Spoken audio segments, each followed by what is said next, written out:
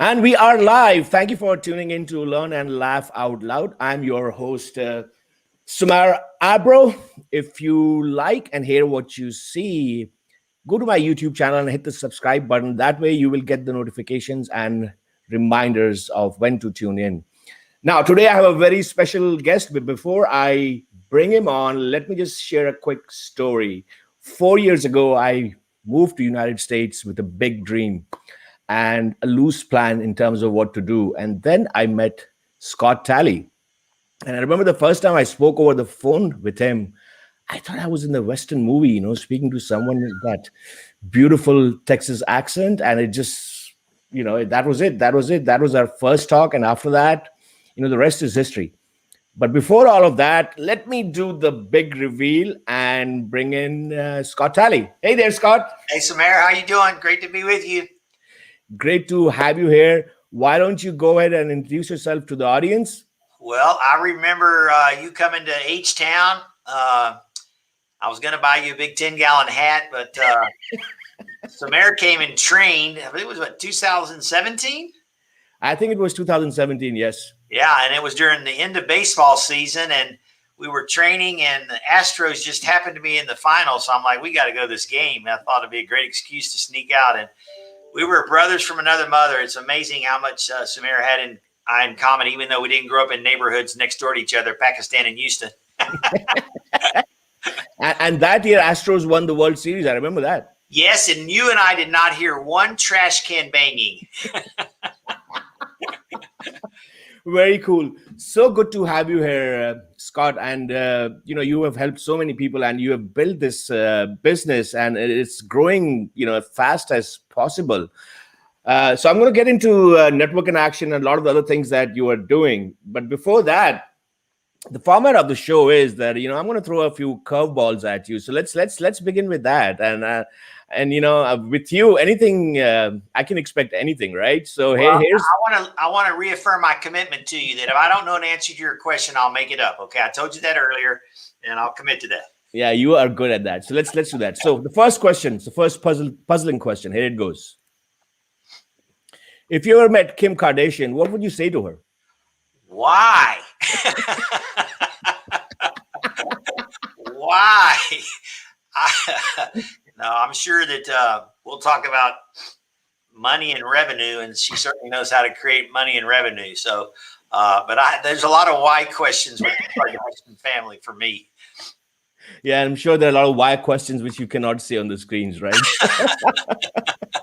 Yeah, starting from her first introduction to America to today. But, a lot of people make fun of them, but what an entrepreneurial family, and you think about what we're going to talk about today. And they've created an incredible market share just with their brand.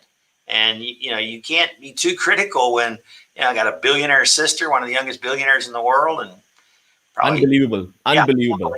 But why? But why? Yeah. There has to be another way, but I suppose that's what worked for them. Yeah. Okay, very cool. So, Scott, I wanted to talk about a lot of things, but to begin with, network in action has changed my life. It has changed a lot of people's lives. I want you to walk us through the journey of network in action, when the idea happened, from that point till now. Can you tell us a little bit about that? Well, first, thank you for that. That means more than anything to me and my wife. We're in the relationship business, and we often say that we are going to have great relationships with everyone along the way. So certainly our franchise owners and our members and their members. And it's such a fun company for me at 63 to be running. But about 6 years ago, my wife got a real estate license. And I had a marketing company. I kept saying, you can put your little pearls on and I'll take some pictures of you. You're not going to get any business. You have to go network. And then I would follow it up with some snide comment about how much wasted time was in a networking group and how you were going to be in a room with a bunch of salespeople and marketing people and they couldn't afford a home. And wouldn't it be nice if you could network with business owners and decision makers? And a couple of nights later, I picked up an iPad, very innocent, and I just put a Google review in. You could write it in right now. And I just typed in reviews of networking groups. And I got on a thread that was 2.5 hours, literally, Samara. It was the longest thread I've ever seen. And I kept reading and I kept thinking, wow, there's people out there that feel like I do. They want to get back into networking, but they want to do it with business owners and decision makers. They don't want the Mickey Mouse things that go on in traditional networking, the wasted time, the elevator pitch every week. I could go on and on. And I started writing down a list of things. And I went to bed about 1 a.m. My wife rolled over like, what have you been doing? I said, I've got the greatest idea I've ever had. And I had a pretty large publishing company years ago that grew really, really quickly. And she's like, okay. So the next morning I said, we're going to start a networking group for business professionals and owners. And we're going to do it very efficiently by having them meet only once a month because people are busy. And so I knew if we were going to do that, we had to create great technology. And so we created the technology to stay together. And it's been a game changer. And so that's how it started. So my wife was the inspiration. Fast forward about 8 months, imagine just starting this company. And at 58 years old, I come home one Friday evening and no money in the bank. Obviously, we're pouring everything into this and we're pregnant. I have 3 daughters and everybody kept telling me, wow, I bet you want a son. And I said, you know what? I love my girls. I know how to do girls, whatever. And, the good Lord blessed us with the son and it's game on. It's just been the happiest 5 years of my life. I got a little man, Giancarlo. We're having a blast and we have tremendous growth with Network in Action, but I still have a lot of freedom to spend time with my family. So it's been awesome. And you know, the end of the day, the greatest part is friends like you. I mean, I have my franchise owners are my best buddies and my members. Very cool. Very cool. And, you know, Scott, you're being very humble. I know there's a lot more to what you just talked about. I mean, in this little time, how many franchise owners do you have now?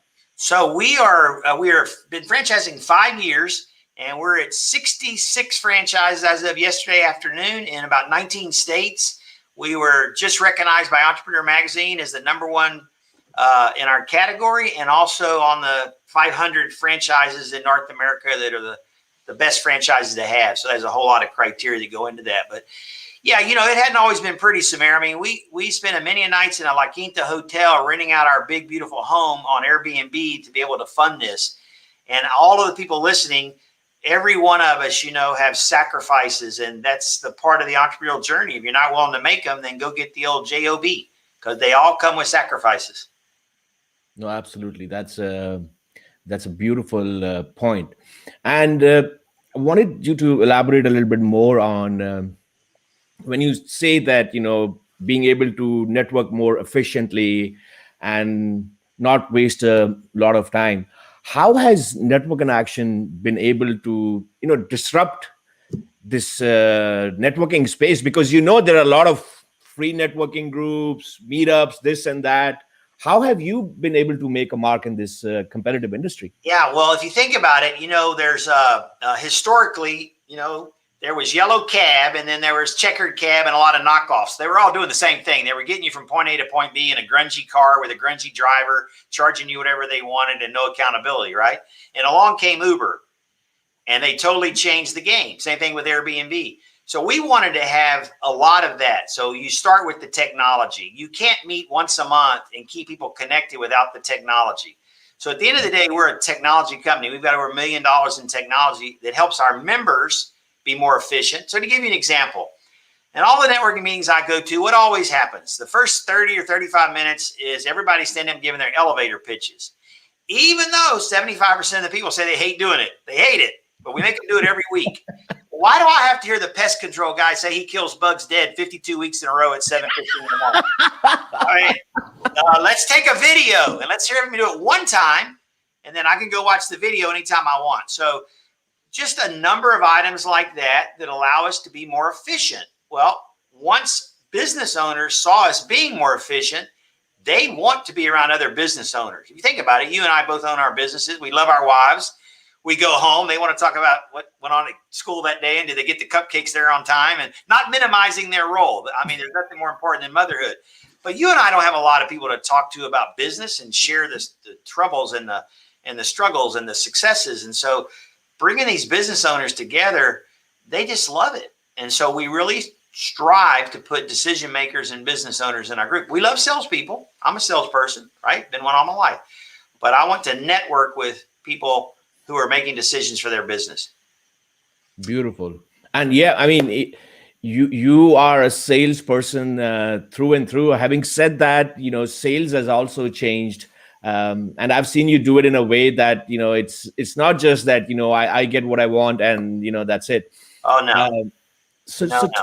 so, can you talk us through some of the sales pitches and ideas that you have? And obviously you train a lot of the franchise owners and a lot of people out there, a lot of entrepreneurs, they have a different mindset about sales. So I want them to listen to a little bit of what you have to say. Yeah, I'll start with what you said, and you said I'm a good salesperson, and I take that as a compliment.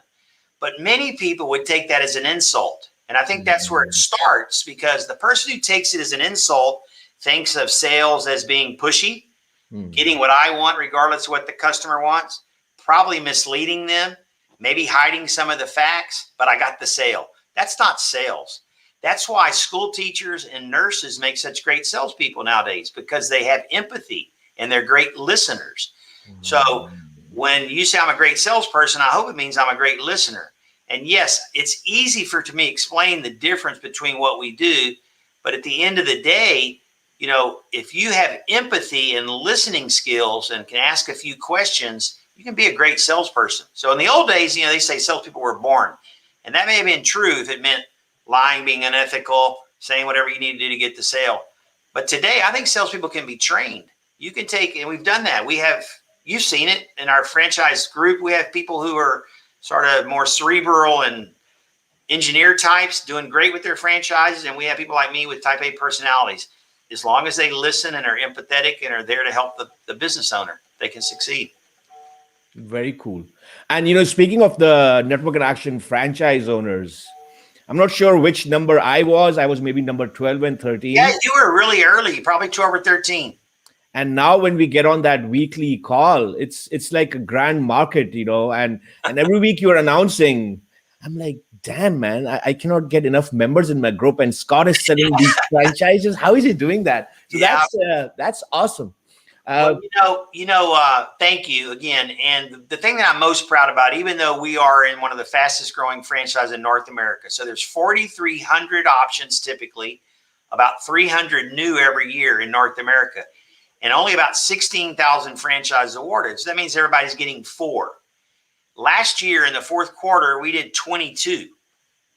And in January of this year with COVID, we did 4, and we've already done 1 in February here on February 3rd. So we're growing at a very fast pace, but it's one thing to grow and leave a whole bunch of people in your wake. What I'm most proud of is we've never had a failure.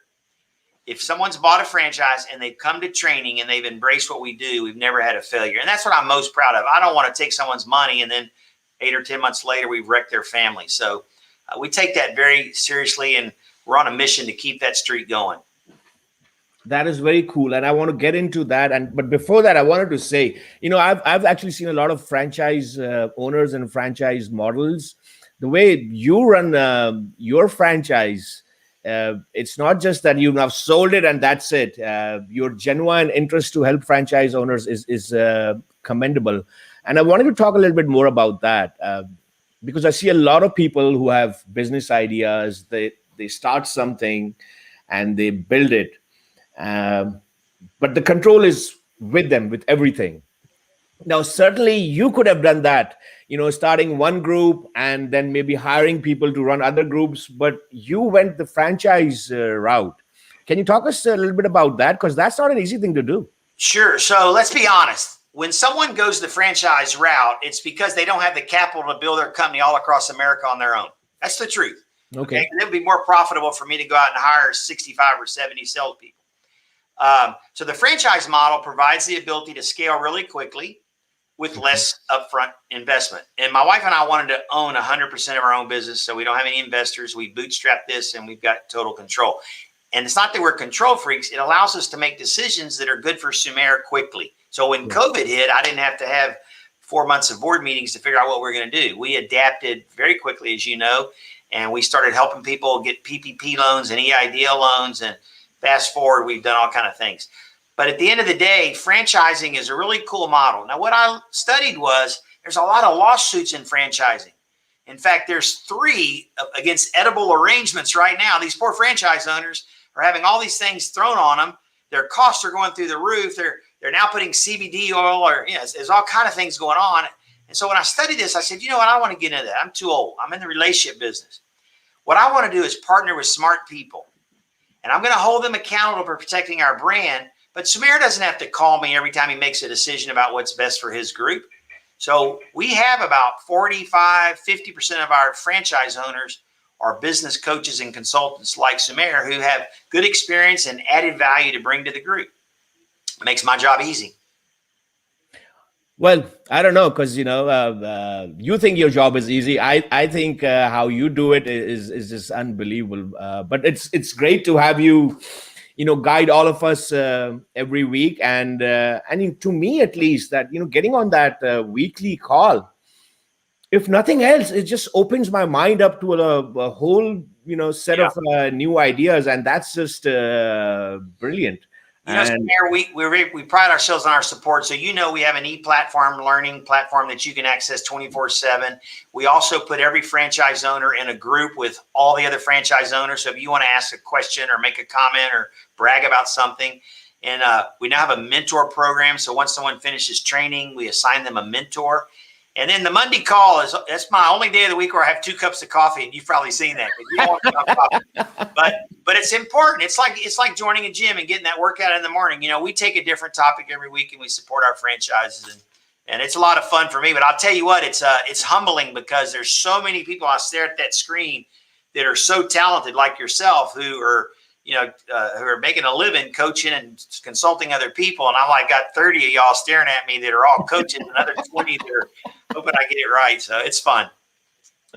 No, very cool. So now we will get into entrepreneurship. And before I ask you more serious questions and a couple of curveballs, I wanted to share a brief 3-minute presentation. There's no questions about Bruce Jenner.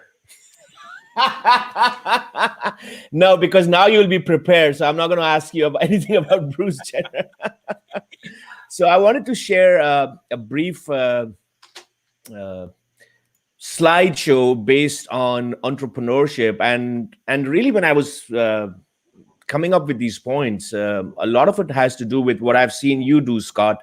And I just thought it would be a good idea to share those things that I think are important for an entrepreneur to have. And if I can work this out, okay, I see it. Oh, nope, this, okay.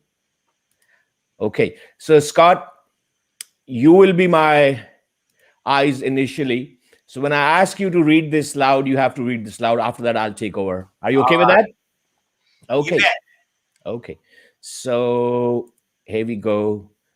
And so, Scott, what do you see on screen? Can you read it out loud? You bet. 3 habits to develop as an entrepreneur. Okay, awesome. So 3 habits to develop as an entrepreneur.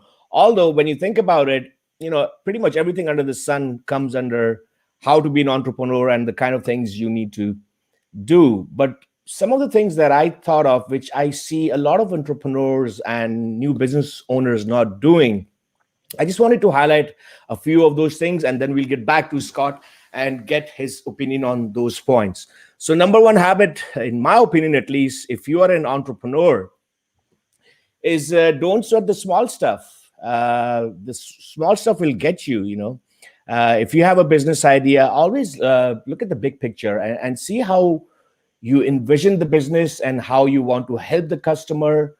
And during that, a lot of stuff will happen, a lot of problems that you have anticipated, and a lot of things will not go your way.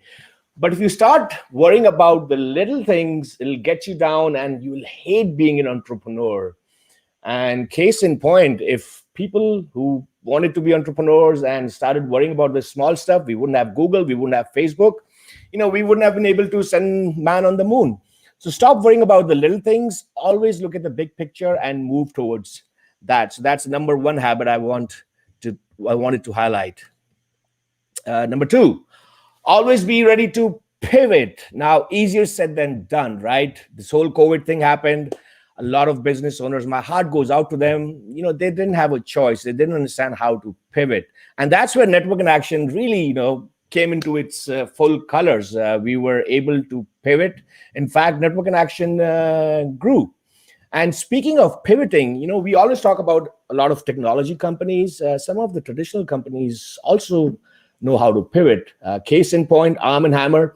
It's an old company. In the 70s, when a lot of these homemakers, grandmas, they stopped baking cakes, their sales were down, and they came up with new reasons to sell their stuff, and that's exactly what they did. So being able to pivot is critical as an entrepreneur. As long as your destination is the same, you can choose new directions to get there. So that's the number 2 habit. Lastly, have the courage to collaborate.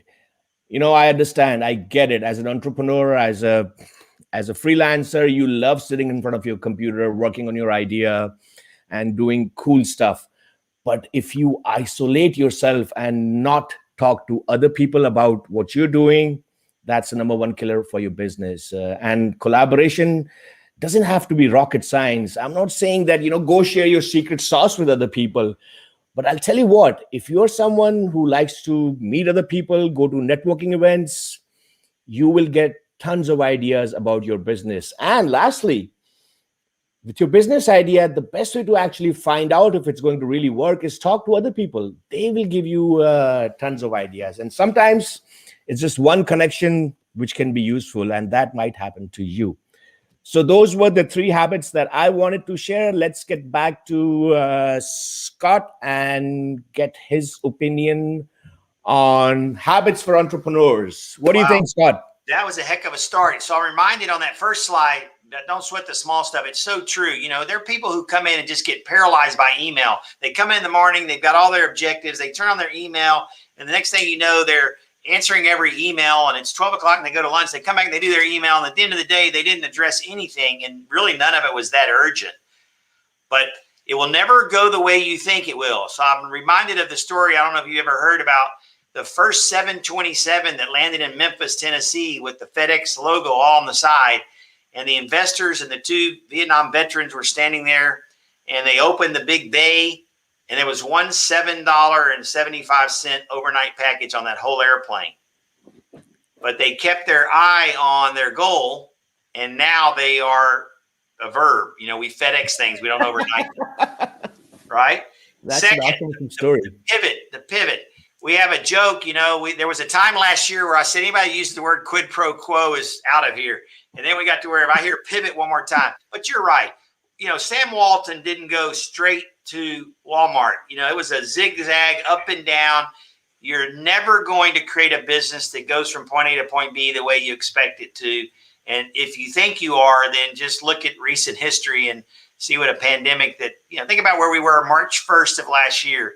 If you'd have told me everyone in the world be wearing a mask like the Asians, and they go, what? And then we can't go into a restaurant, we can't hug, what? It's surreal.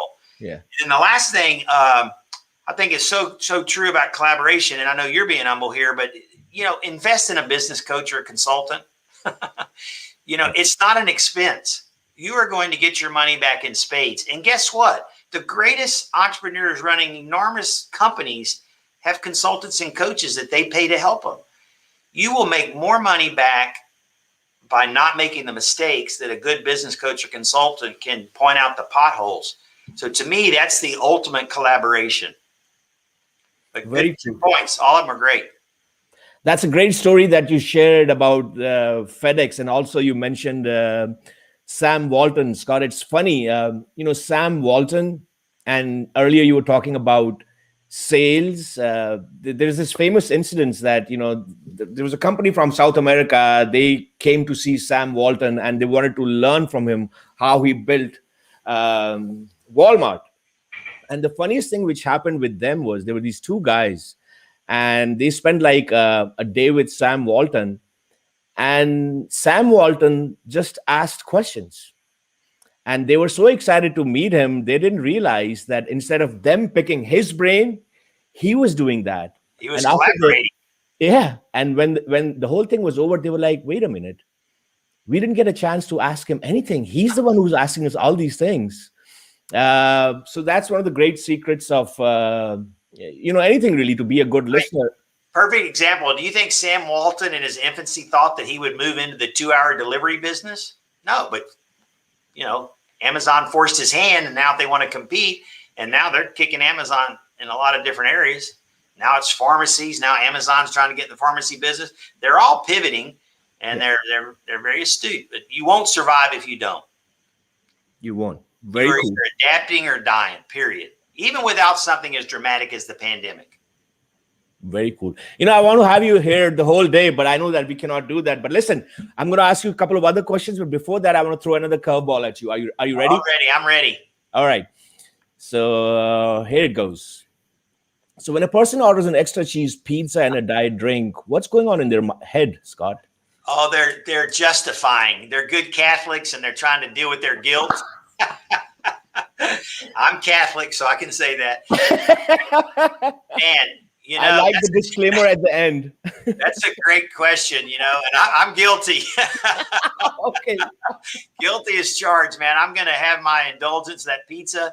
And, I do this with Popeye's chicken sandwiches. I don't know if you had one, Samara, but it's the best thing in the world. And so I do it once a month. I only have one Popeye's fried chicken sandwich once a month, and I always have it with a Diet Coke. So you probably like the taste, right? That's it. Oh, yeah. No, very cool. So thanks for that. And we've had some people commenting, saying, good show. Thanks for sharing the knowledge. So thank you, everyone who's joined in and listening to us and seeing us. You could have done something else, but you decided to tune in. So thank you so much for that. Now, Scott, I wanted to, before we end the show, I wanted to understand for Network in Action, in these 4 or 5 years, you have built on this idea, which was not a new idea, but you brought it in a different way, right? Now, where do you see Network in Action going in the future? Are there any secrets that you can share with us? Well, thank you for asking. What we're most proud about, really, I hope this doesn't sound arrogant, but I remember talking to my wife shortly after we started the company and saying, honey, this is before we even started franchising. We've got a winner here. Business owners are embracing this idea, and there's nowhere out there where they can go network because they're not going to do weekly mornings. It's just a fact. We've proven it. That's why networking groups are full of marketing and salespeople and multi-level. So I remember saying, you know what? I want to get to where every 8 hours, something in North America is going on positive because of the leadership, the Samara Abros of the world, and our members. And so, as you know, every one of our groups do something charitable in their community. And we're not there yet, Sumer, but every 9 days, something is going on. And I could bring the audience to tears with the stories about spousal abuse organizations that are being helped, veteran groups, individual families who had a child with a tumor that needed to be shrunk. They had to go home for about 4 months. And the group, the Network in Action group, raised enough money to send a nanny into that home to help the family because they had 3 or 4 kids. Just fantastic stories. So the money's nice, but at the end of the day, our legacy is really about what we're giving back. And we're so excited about that piece. Our franchise owners have embraced it. And right now, every 9 days, something in the world is going on great. So we're just going to keep growing, keep making sure we partner with people that have big hearts like you and that are great leaders and that want to lead that little mission once a year to do something to give back. And food banks are better for it. There's more blood being donated, veteran groups. It's awesome. That's my most favorite part of what I do. Very cool. Now, Scott, I just thought of it, and it's funny. Anytime anyone, and I know it's a legit business, and a lot of people think that way. Anytime a financial advisor talks to me about retirement planning, I think of 2 people. I think of my dad and I think of you. I'm like, retirement planning? When I met Scott the first time, he said to me, look at me, I'm 61, I'm starting this. So can you just share that thought process? A lot of people out there who have ideas, who want to do things, they just feel, some people when they're 35, they feel they're old, right? Yeah. You took this step at an age where a lot of people think about retirement planning. Can you just, walk us through that thinking process? Really easy, Samara. It's really easy. No one would hire me. I love an honest answer. So I had to make it work. At the time that we started Network in Action, I had a marketing company, and it was fine. We were successful. We weren't killing it. We weren't really able to scale it. And I like big things. I like growing things.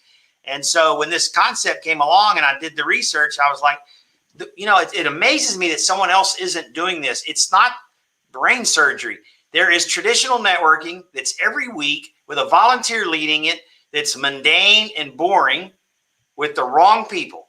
And then there's LinkedIn, where you never really get to create the relationship. So why not do something right in the middle? It makes so much sense to me. And it's funny that in 5 years of franchising, we're the second largest networking group in America. B&I has 58,000 groups. So between the two of us, we have 58,400.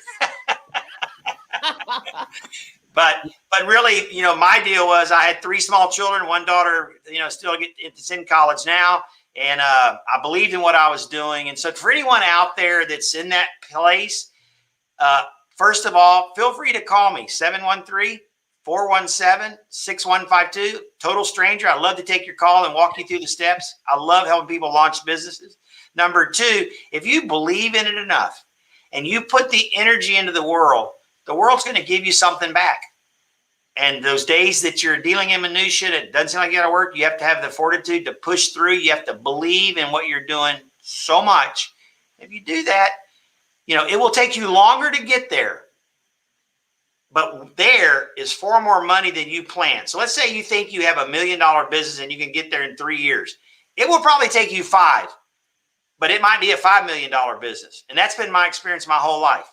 So push through the fear. I can't imagine going to work every week and getting a paycheck twice a month for the same amount of money. That would bore me to tears. And that's a very necessary quality of someone who's doing what you're doing. Cool, yeah. Scott. Very cool. I'm so pumped up talking to you, listening to you. One last question, which I ask everyone, and I'm going to ask you. And here it goes. If heaven exists and when you arrive at the pearly gates, what do you want God to say to you? Oh, that's easy. I want him to look me right in the eye and say, way to go, bro. You gave it your all. Because that's all that matters. I want to give it my all to everybody that I come in contact, whether it's these people on the podcast or my members, my friends, my family. This is really, for all of us, the only question that matters. Very cool. So on that note, thank you so much, Scott, for joining us today. If anyone out there is thinking about starting a business, is not sure what to do and loves networking, a lot of times people have asked me, I love networking. Can you make a living out of it? Here's a man, Scott Talley. He's easy to find. You want to say something, Scott? Yeah, listen, I really appreciate your time. I appreciate the audience's time. This has been a lot of fun. I do probably one of these a week, but this one was a lot more fun. So, I'm all into the fun. There's nothing wrong with enjoying the journey, right? Yeah. And hey, give Scott a call. If nothing else, he'll make you laugh. He'll make you laugh. And in the process, you might be convinced and start your own networking group. And if you liked what you see, check out my YouTube channel, youtube.com/SumairAbro. Hit the subscribe button. And next time when we go on air, you will already have a notification. So it's goodbye from both of us. Have a great day. Thank you so much. Thank you for having me, Sumair. Thank you for being here, Scott.